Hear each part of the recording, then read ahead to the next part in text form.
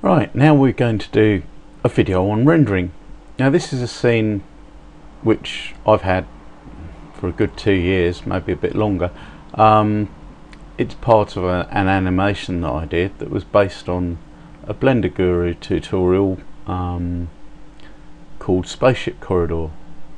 Now that was just a picture, this is an animation, it's got lots of other things in it as well. But this is all about rendering, it's not about how to make this model.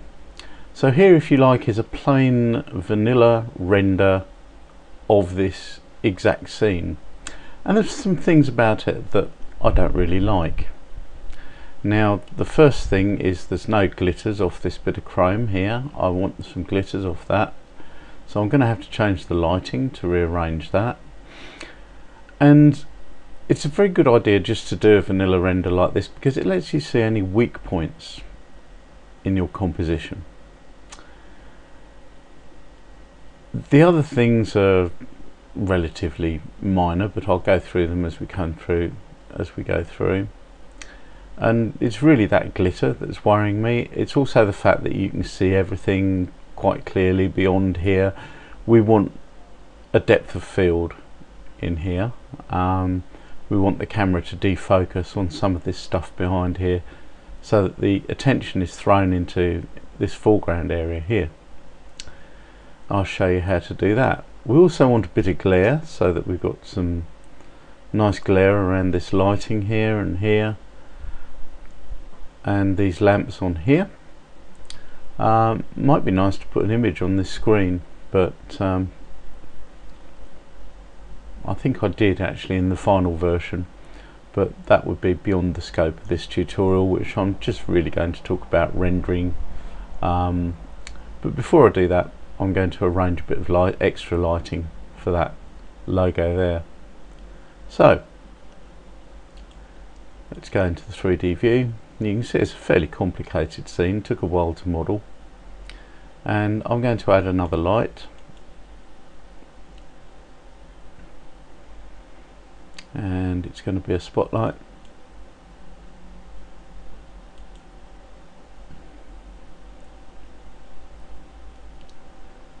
And I'm going to move it because I can see the 3D cursor. I'm going to move it to the 3D cursor.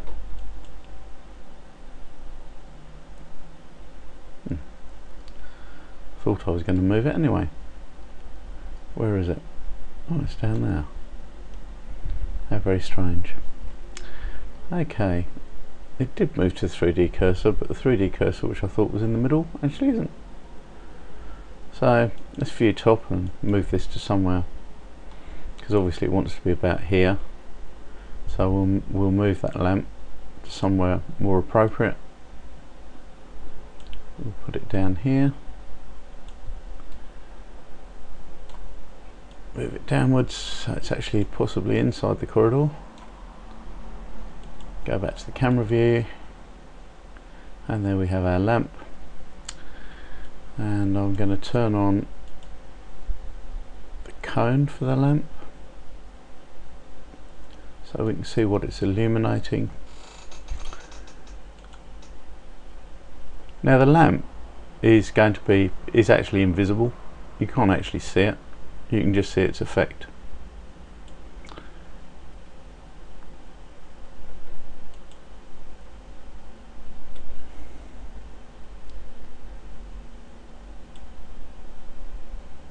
And if we were to render that now, and I'll pause because this, with its current settings, takes a while to render. And that's enough of that. You can see that what we've got is we've got a circle, and it kind of looks like it's coming from that lens, which is a good thing, and that is what I will actually play on in this image. Now I want it to have a slightly wider border around it. The actual blend here wants to be a bit wider, and the spot itself wants to be a bit wider, so 46, 47, something like that. And now I've made that decision, I can also move the spotlight up a bit and give it a bit of an angle down, which should help the glinting.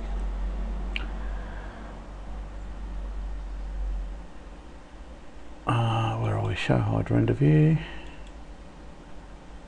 So here's the spotlight in actual fact, and I'm going to move it up, and I'm going to rotate it downwards like so,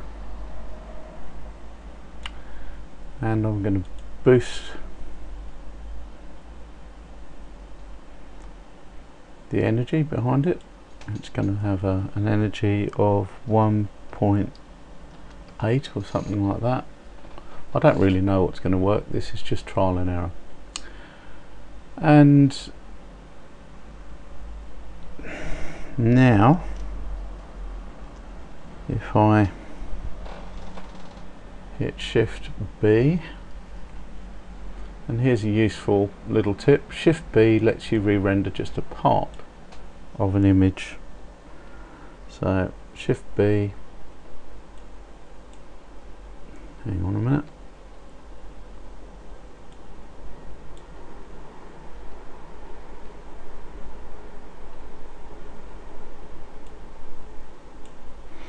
aha, need to be in render I think.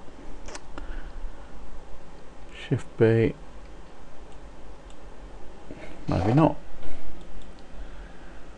I think that might have something to do with the fact that this was drawn in an old version of Blender, so pulling it in, it may in fact have done something. So we'll render it again.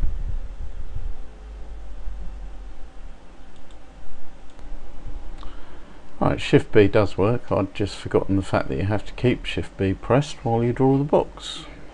So it's been a while since I've used that particular feature. Right, and it's still not glinting very much, although there is now enough light for it to glint, should it wish to. So there must be something with that material. So let me just select that and have a look at the material, which is a chrome material, and I think what we've got is we've got a problem. It's too low in intensity, and mirrors 1, depth 2. I think that might be the fact that the mirror is also having a bit of a problem, and we'll try that again. Now here's the box that I drew using Shift B. So if I'll redo that again, and you can see that Shift B brings up the crosshairs. You click in one corner of the box, you release on the other corner of the box, and then you ask it to render, and it will just render that portion of the image.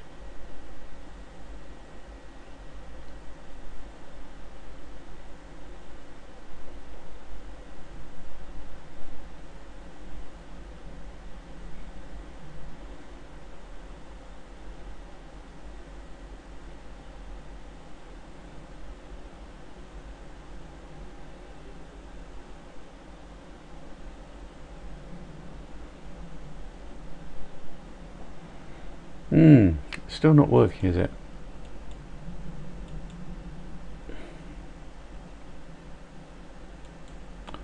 Maybe I'm going to have to configure it as more of a kind of an overhead light outside.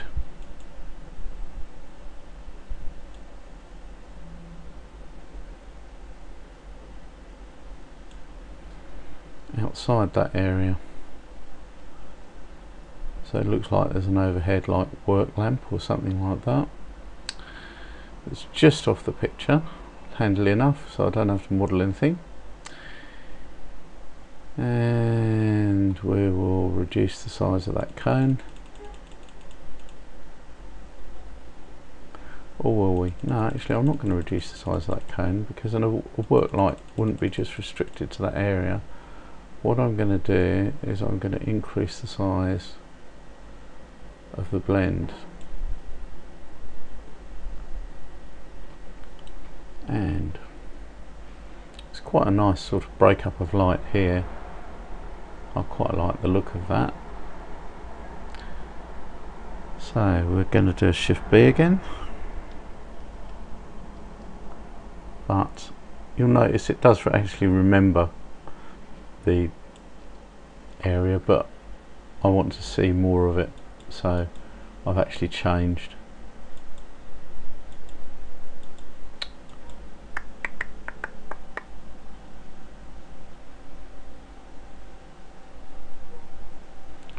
I actually changed the box shape. Now that's better. You can see we're starting to get some glints on there, so I need to wind up that energy a bit further, maybe a 3. We'll try that. Hit escape. Actually maybe more than that, 4.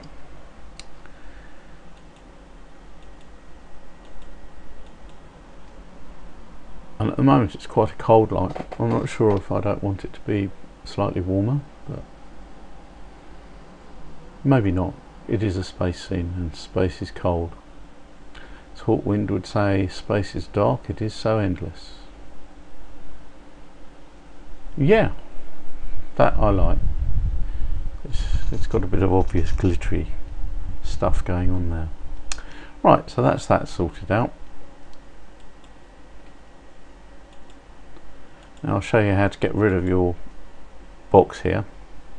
Basically what you do is Shift B and drag it off the edge of the screen.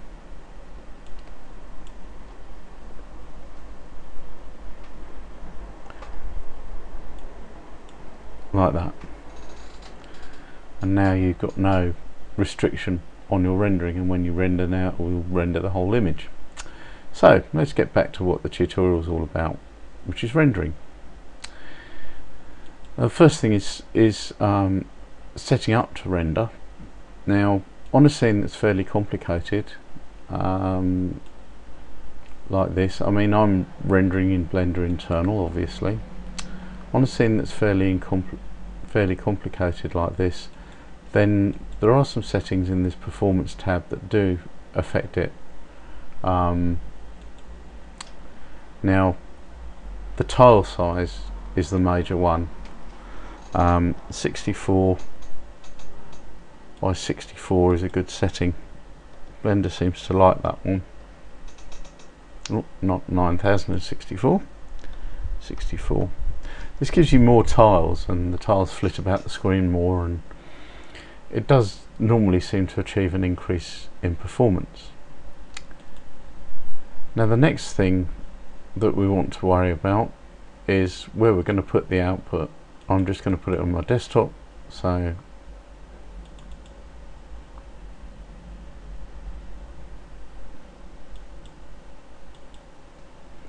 I'm going to change this. This is a partial file name that's on the end of here. I'm going to change it to TUT for tutorial. Now I'm not actually producing an animation, so in reality this isn't going to go anywhere, but I just want to show you how to do it properly, so please bear with me. PNG and bit depth for channel, I'm going to have high quality, so it's 16. If you're doing an animation you probably want to leave that set as 8. And post-processing, we're going to go into the compositor because we're going to do some compositing, so make sure that is checked on whatever scene that you're doing. Rest of it is fine. Right, anti-aliasing, we want to take that up to 16, and my favourite at the moment is Catmull ROM, and we're going to do a full sample. And don't ask me why it just kicked off a render, I have no idea. Aha. Right, So anti-aliasing, full sample, 16, Catmull ROM, and that's where we're going to leave that.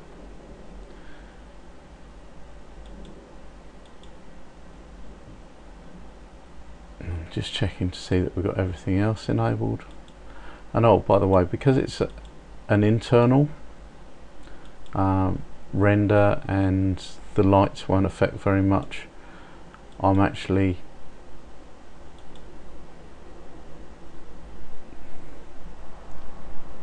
where is it? World. I'm actually using environmental lighting.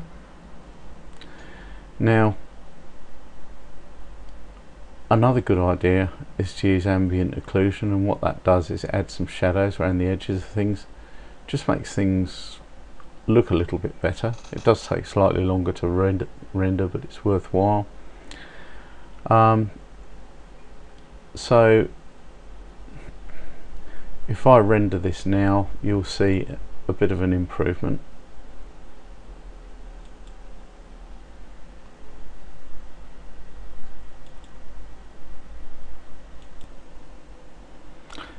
And there we go. As you can see, we're starting to get somewhere now. This is looking a lot better. You can see what ambient occlusion's done. It's added the shadowing around the edges of various items. Our light here is working very well. And yeah, as a basic render, I like that. So now we need to do something in Compositor. Now I'm going to assume that you haven't used Compositor before. So the first thing to do is to go up here, and you can see there's a compositing layout. Incidentally, that took about 8 minutes to render.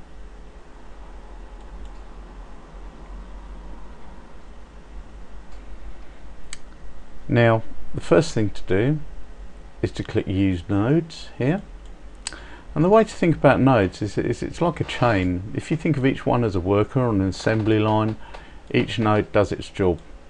So here, this node brings in the image from the render, from the 3D editor, and it renders it and puts it out as the composite image. This is the output. This must always be here.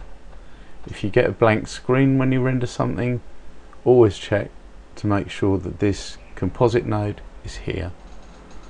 You can add another one at any time from down here in the Add menu. Now the first thing I'm going to do is I'm going to add a glare node, and that's under Filters. So I'm going to add this glare node here, and there it is. And the middle mouse wheel zooms in and out just like any other Blender screen, and these lines can be disconnected and reconnected, as you can see. Now at the moment we can't see anything, and the reason for that is we need to add a viewer node. So this is an output, it's a viewer. I'm going to stick it under there, that goes into there, and then I'm going to tick use the backdrop,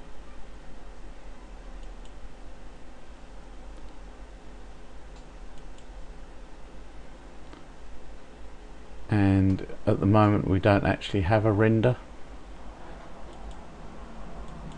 so I'm going to need to re-render our image, and then it will appear as our backdrop here. So you'll excuse me for a few minutes while that carries on.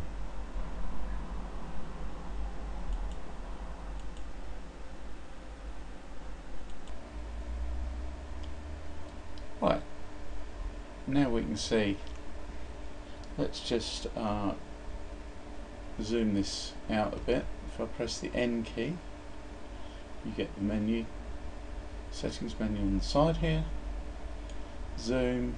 I often find it's about 0.6 or somewhere around there that gives you pretty much a full image.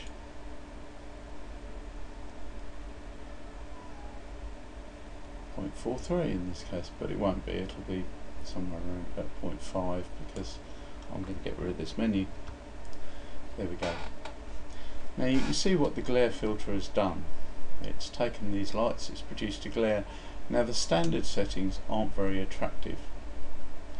Okay, so we're going to take the streaks up to 6 and you'll see it change. You don't have to re-render when you change things up here, and you can control how much glare you've got, and one of the ways of doing that is by controlling the length of the size of the streaks. So you can see that is pretty extreme, and that is not so extreme. And if I move this viewer out of the way here, have we got any streaks on there? No. Okay, the other way is the threshold. You can take the threshold down. You can see more things start to get a glare. In fact, I'm going to take the threshold down, have a look and see what it's like at 0.3.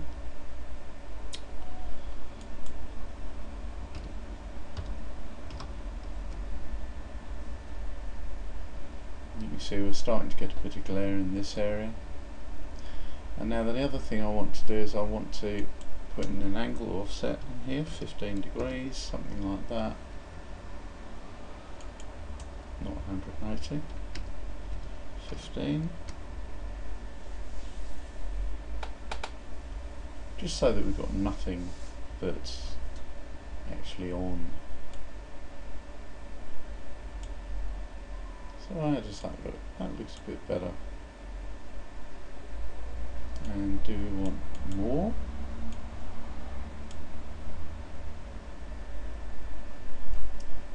And take the colour modulation up a bit, because when light gets bounced around like this, it doesn't actually change colour. At the moment this scene in places is a bit monochrome. Now you can see the colour effect around there, and that does reduce the size of the streaks. You can get that back, as you can see, but that's a bit too much. I think that's okay.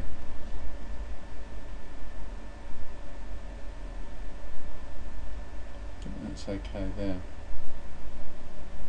That's pretty good. Right, so the next thing I'm going to do is I'm going to actually defocus. Now in order to go back to do that, I'm going to have to go back to our default view, and I need to change some settings. And if I right click, if I find the camera, which is here somewhere, chaps,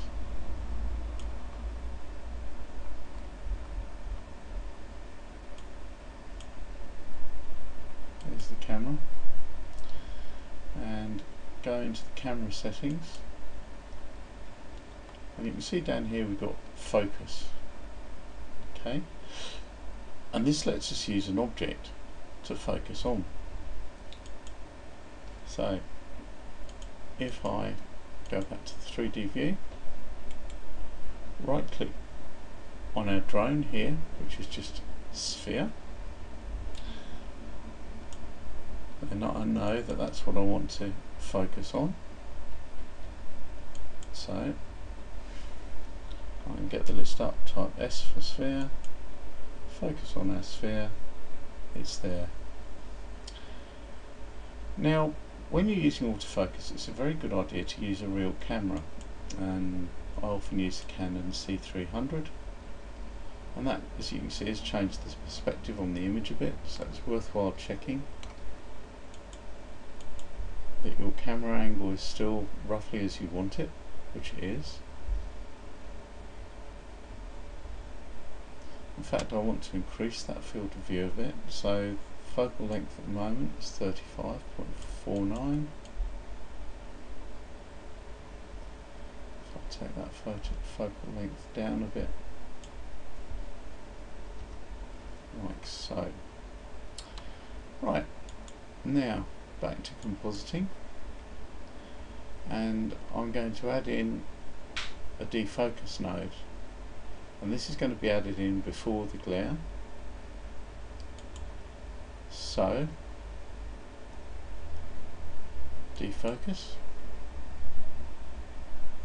That goes in there, and we need to add in our Z path there. We're going to use the Z buffer. Now, the thing we adjust mostly is here. It's this f-stop value, and 128 is the whole scene in focus, and if we take that right the way down to say 4, you can see that what we focused on is in focus and nothing else. And for some effects you might want that. You might even want to go more extreme than that. You might even want to go to a 2. But we don't.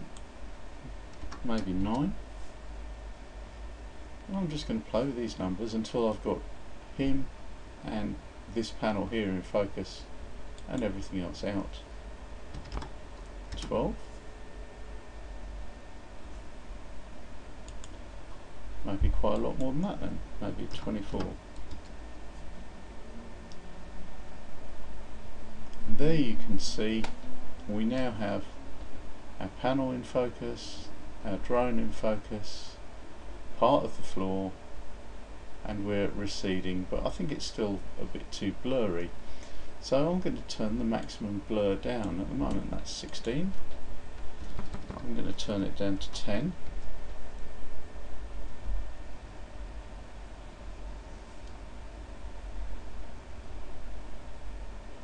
Maybe I'm going to turn it down further. 8.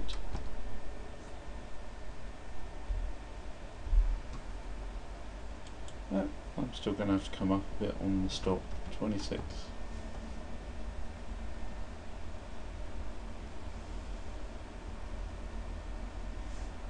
And that's better. That is kind of thrown. That has kind of thrown the whole thing so that the foreground, which we want people to concentrate on, is in focus and the rest is not. Now we might have to revisit our glare, because this defocusing has again, it's tuned down our glare a bit, so I'm going to boost that back up a little, like so.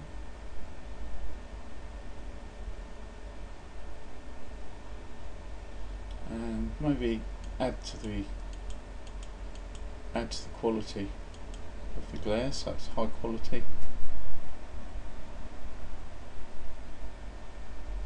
Like so. And I think that angle is still wrong. I think it wants to be more than that. I think it wants to be something like 22 degrees or something like that. So let's try that.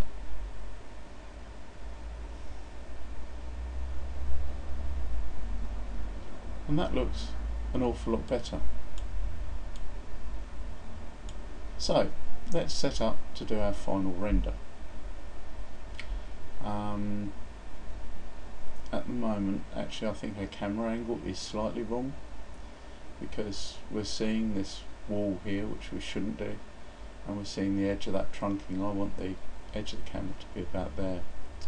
So let's go back into the default view.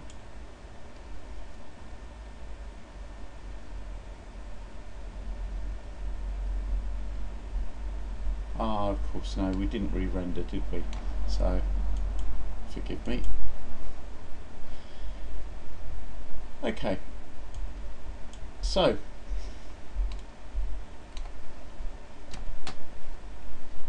just go back in.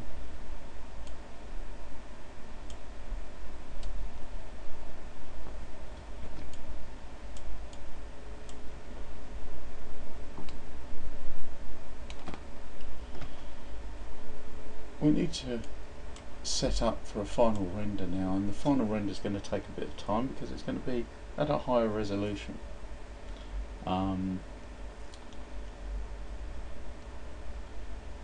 So we go to dimensions. At the moment we're set up for 1280 by 720, which is kind of medium. Well, for nowadays it's medium resolution. You can have whatever you want. If this was a render for a movie production on 35mm film, you might have 22,000 by whatever. Blender will handle it, it will just take a very long time. Now you can use one of the presets, as you can see, 1280 by 1080 for example, and you can change the aspect ratio if it's an animation, the time, and so on and so forth. But we're only going to render a still frame here. Now what I want is to keep the same, I want to render it at high resolution but keep the same actual dimension, the actual ratio the same. So I'm going to double it, so it's 2560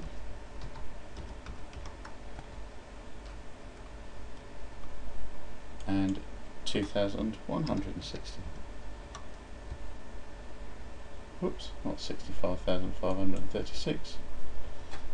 2160. That's better. And then I'm going to render it, and that will be my final render.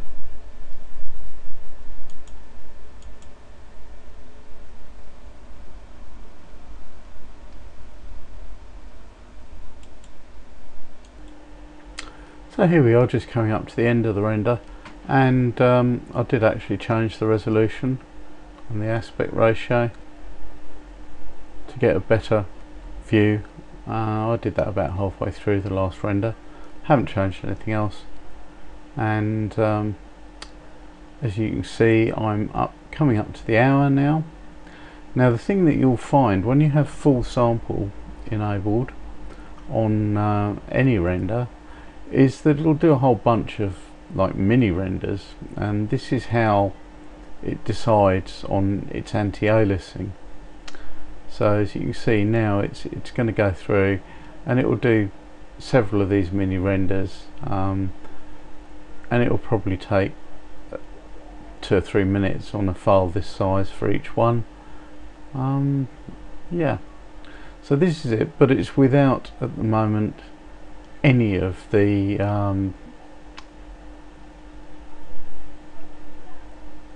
glare filter.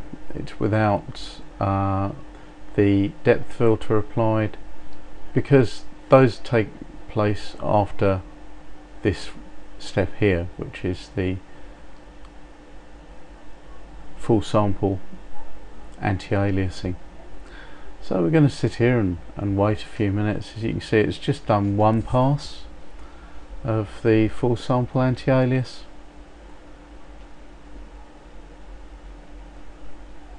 And in a minute or so it'll do another, and you'll see the screen flicker. And big renders like this, and this is pretty big, do take a while. So you can see that is another pass, and it's going to do a total of probably 8 of those passes, I think it does. So I'm going to turn you off for a minute and we'll come back when it's done that. So here we are with the end product. Total of 1 hour and 5 minutes and 29 seconds of rendering, and we can see that it looks an awful lot better than the original render, and we can zoom in on it, well, on the bits that are in focus, and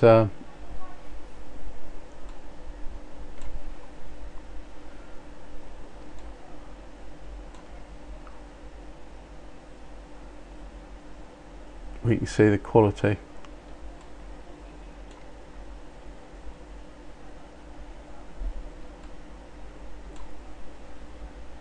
Of our render. So I hope you found this useful. Now to save an image that you've rendered, just simply click on where it says image down here when you've got the render window open, save as image, and I'm going to put this one on my desktop because I'm going to use it as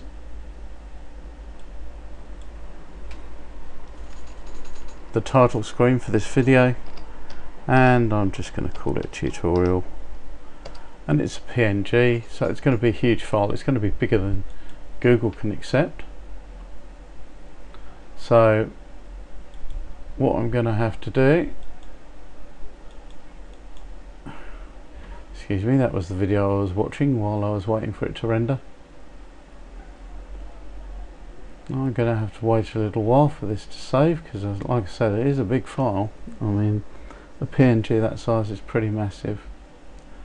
And I'll just make sure I've saved this just in case I need to come back and do anything. And here it is. I'm going to open it in GIMP because I want to save it as JPEG. That's the only reason. And here you can see it in GIMP. File, export as. Actually, I'm going to rescale it as well. Image, scale image. And I know from previous experience that anything much bigger than 1800 wide isn't going to come out overly well on YouTube's thumbnailing. So I've reduced the size a bit. File, export as, and all I need to do is just change the file extension to JPEG, and GIMP will pick that up and write a JPEG file for me. And just to give you an idea of what the difference in size is, in actual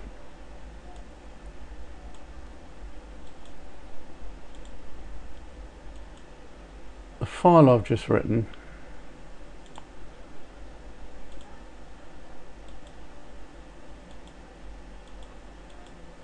is 292.6 kilobytes.